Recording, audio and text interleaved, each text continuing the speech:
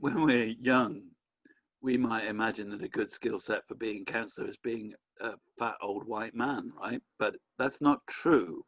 It just might look like that. The skill set that you need really is the ability to listen to people, not to tell people what you think. And of course, I've done an awful lot of that in this video. I'm very sorry. There should be a disclaimer saying, I'm sorry, right? I'm sorry. Not what you think as a counsellor, but listening to what they think. And what you find out is that there's a wealth of diverse thought about everything. And you as a counsellor need to sit down with your other counsellors and talk about that. The wealth of feeling, the diversity of opinion within your community. You can't just listen to your mate down the pub, when the pubs are open, of course, and then go to the council and say, lots of people, I know councillors do this, they listen to one or two people and they come to the council and they say, lots of people have told me, by which they mean 3 people down the pub who bought me a drink said.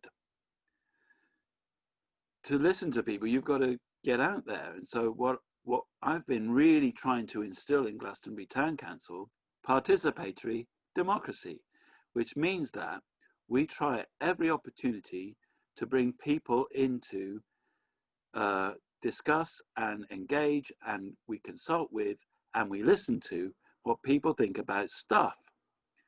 We try as a council to then reflect in our decision what we're hearing. So the skill is called active listening, and the ability is participatory democracy. The other things we try to do is we form advisory committees to the council. So we try to bring in extra people to give us an idea about stuff, and we listen to many people. We invite lots of people in to listen to what they have to say. Only this week, we had, I'm very pleased to say, the Chief Inspector come to speak to us as a council. And of course, that's quite pertinent in these COVID times with the lockdown and the regulations and the restrictions. And so that we're better informed as a council as to what the police and the other agencies, because the Chief Inspector, she talked about what they're doing with the other agencies to try and keep us all safe. What other skills do you need? Let's think about this. Listening, listening, listening, and listening. Those are really the 4 or 5 important skills of a counsellor. Well, you could put it on your CV. I think carefully about that myself, because I just don't know whether it's a good thing or not. I think what I've really gained is a better understanding of the community. When I first joined the council, and I've heard other councillors say this, I thought I knew Glastonbury, but what of course I did, I knew the part of Glastonbury that I hung out with. And so like my perception of Glastonbury was a download. I think that if we could use Otto's term, a download of my own opinion.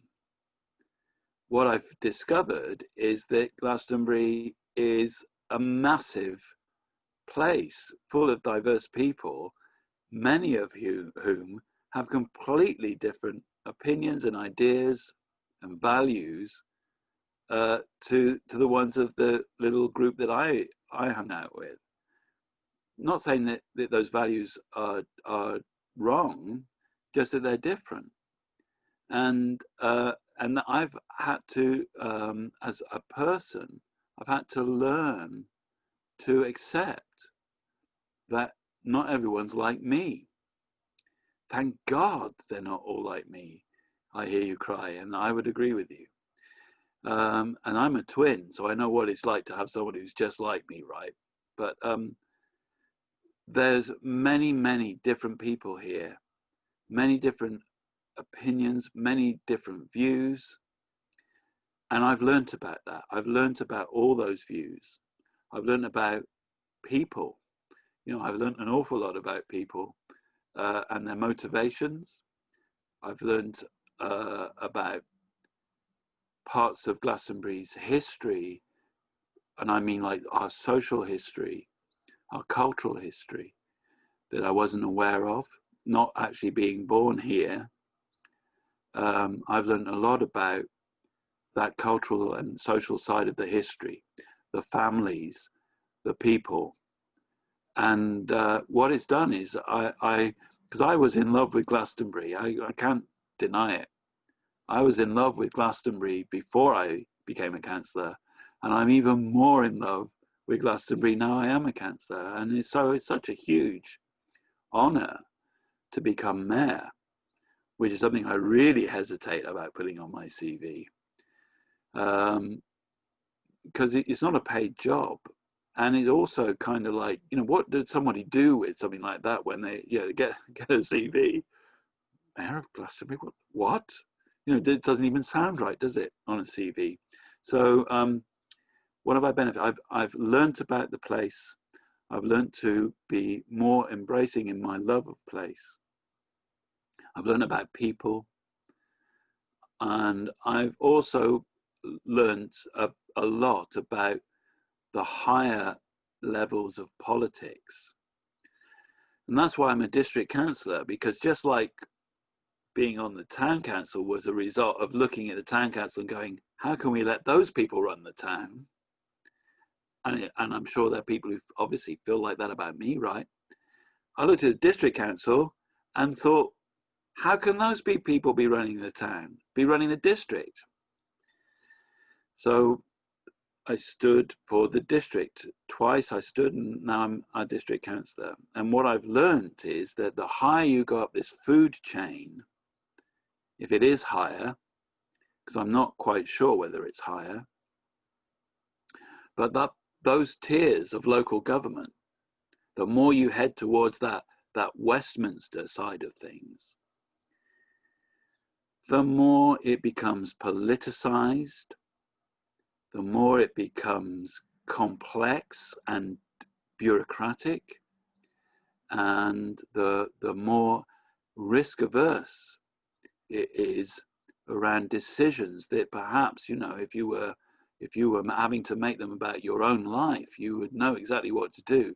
People are hesitant at the higher levels, and that might reflect in how long it can take for stuff to actually happen, resolutions to happen.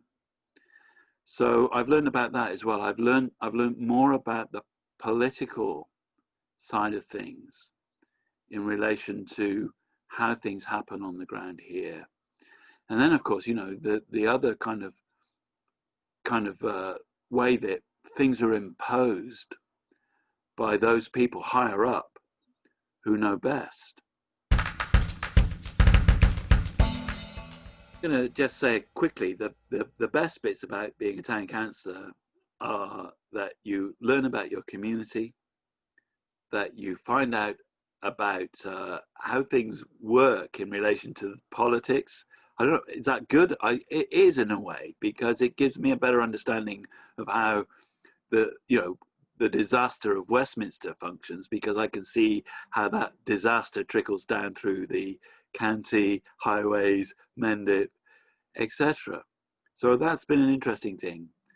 But surely there are downsides to being a councillor.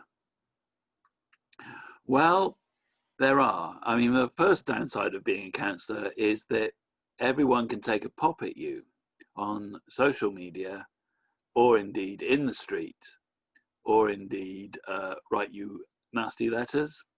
So the downside is that and of course, you know, I put my head above that parapet, didn't I? So what can you do? You know, you put your head up, kapow. So that's a bit of a downside.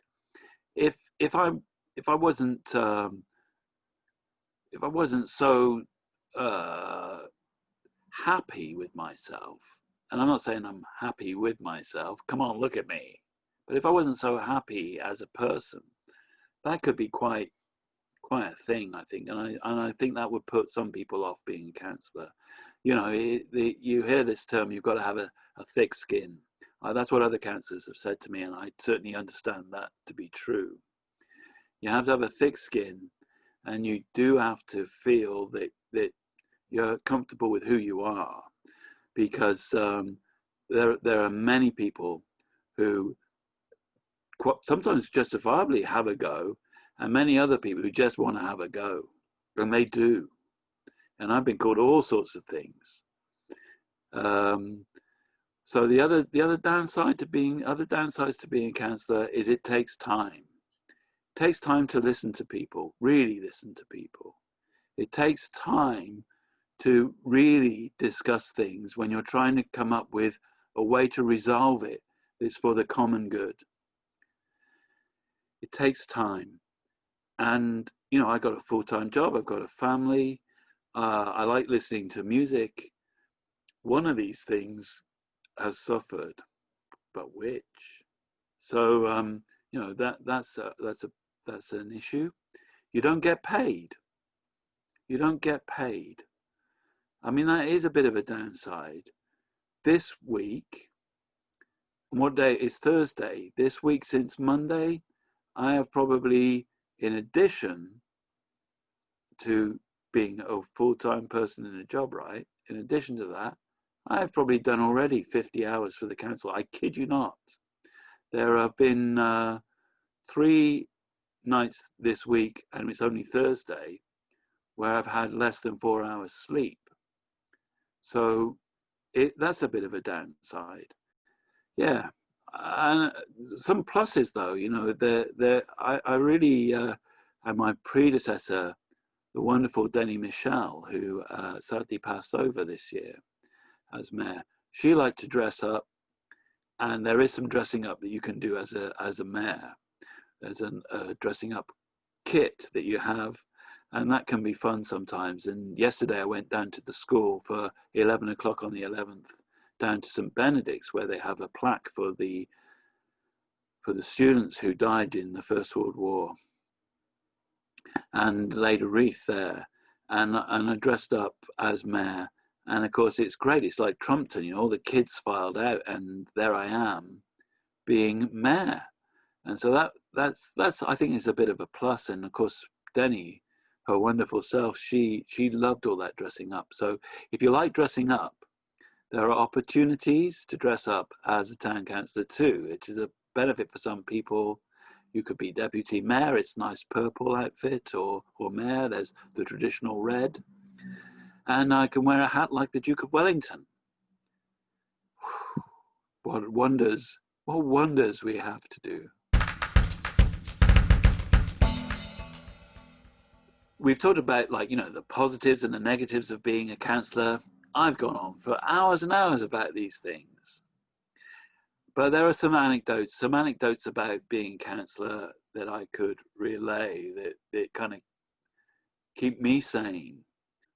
There was a spillage, a truck that was carrying paint. Had an accident in Glastonbury, and the paint went all over the road.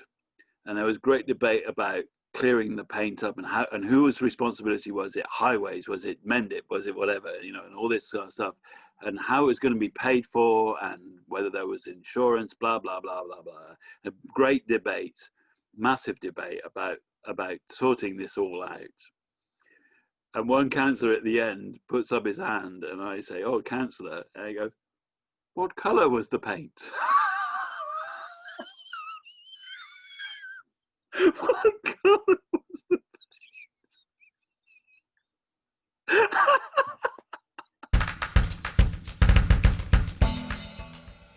The final question is, how do you get your best as a member of the public or a resident? How do you get the best out of a town councillor? Well, I think that first of all, you do remember that town councillors and district councillors, to that extent, are kind of volunteers who probably have other lives that they live, work, etc., etc. So patience and tenacity come into play. I've got a town council inbox, it's full. And I don't always see, because people are not always very good at putting the right subject in the title. I mean, I look at subject lines of the emails I get. So you put the subject line in and you send it again and again and again and again until you get a reply, because tenacity is key. You need to be a bit of a pain in the ass for the councillor, because it's like that old adage, you know, those people who shout loudest get noticed. And the other thing, of course, is that the councillors' addresses are on the website, and so you can phone them up or write to them, or even go and knock on their door, and that can work sometimes. Knock on the door, talk to the councillor. Of course, make sure in these COVID times that you observe the regulations, social distancing, etc. But councillors generally do want to help. That's why they stood for election. It's just that there's an awful lot of people to help, and there's an awful lot of people that want our help. So that would be my advice, to try every which way, keep going. If you don't hear back, don't go, oh, I wrote to that councillor and they never got back to me. Write to them again and again and again, and put in there, you didn't reply to my email, because most councillors will, at the end of the day, respond. And if they don't, you can write to me as mayor. The other alternative, of course, is to contact the town clerk or the clerk's office at the town council and say, I would like councillor X, Y, or Z to sort this out for me. And then what happens is the clerk office is also contacting the councillor. So you've got your emails, the clerk's emails, it's going to happen. You could, if you wanted to contact me as a district councillor, you could also contact the district councillor and say, I need to speak to councillor X, Y, or Z. Thank you for listening. Do tune in next time. And don't forget, the best part of democracy is when you stand for election.